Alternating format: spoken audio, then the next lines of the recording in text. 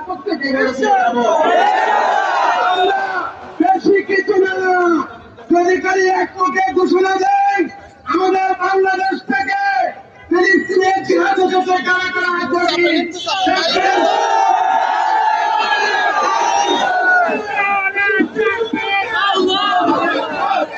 জীবন দিয়ে শহীদ হতে প্রস্তুত ফিলিস্তিনের পাশে